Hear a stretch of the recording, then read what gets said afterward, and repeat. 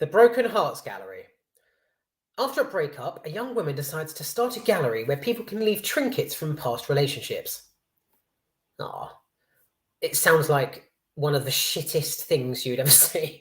But the lead was just superb. She was fantastic. So I'll begin by saying it was fresh first lockdown lift when I went to see this film. Where a few people had started to venture outside. Most things were still shut. Most things, were opening. People just weren't around. And I was caught in limbo of should I, shouldn't I, when wanting to do something as simple as a bloody food shop. Wanting to dine out at a local restaurant, but top of the menu for me was wondering if they had enough fucking hand sanitizer to go round. A deep yearning to jump on a plane and go somewhere for a much needed trip, but knowing I literally wasn't allowed. And all these feelings happening in very public places that were void in it of any human interaction, such as the cinema. I needed a laugh. I needed to engross myself in something different. Thank God for the Broken Hearts Gallery.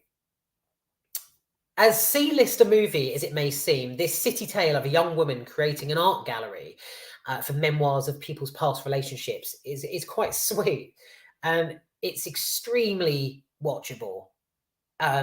It's brilliant in that sense. The direction, the setting, how it follows her around New York, the various characters that come in and out. It's very easygoing. But the best thing about the film is Geraldine Viswanathan. I think I pronounced that correctly. I went to college with a girl with that surname, and I think I might have pronounced it wrong still after all these years.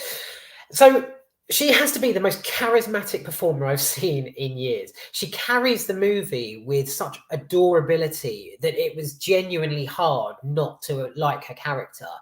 Her innocent facial expressions and impeccable comic timing are so precious. It was almost like following a wide-eyed ditzy Disney character. She's an absolute treat. I suppose some of the older generation, or from people from who were fans of Bridget Jones, I suppose you could sort of relate her to Renee Zellweger's character, but a bit lighter and American. So the bad points of the film is the plot itself is slightly bland. Girl creates a museum where people display items belonging to or remind them of their ex-partners, and her determination to fund the museum and keep it running. It really isn't the most enthralling concept, to be honest. It's just bullshit in an attic. And sadly, it's probably one of those very watchable, very forgettable movies. It's also extremely predictable when the story shifts to a potential love interest for the protagonist. Just sitting there in the cinema, dunking my bicky in my latte, in my Starbucks. It was, I knew for a fact that within the first 20 minutes, who would end up with who, what would become of her business venture. It's one of those ones where the film opens and quite literally the first 4 to 6 minutes, someone's introduced and you see the main character, and then you see the eye contact and you think, right, okay, yeah, they're going to get together. Then they're going to hate each other, realize they have differences. She's going to push him away. He's going to push back and then come back to her. And then she's going to come, it's just, you can literally see it unfolding before it has. But, if you need something to perk you up, and if you're a fan of rom-com, definitely select the Broken Hearts Gallery. It's simple, but its warming screenplay is complemented by a gorgeously some fluid backdrop of New York, and rustic loft apartments, neon lighting, museums, and some decent costume as well.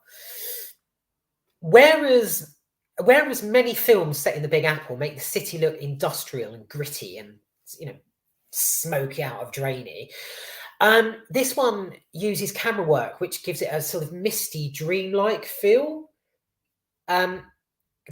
Strange to explain, but you'll get what I mean when you see it. Topped with Viswanathan's comic genius, it makes a decent watch. It's basic, but it's decent. So decent actually that it made me forget about the state of the world that was happening outside the auditorium.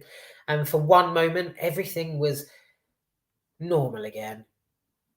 Definitely give this a go. It's warming.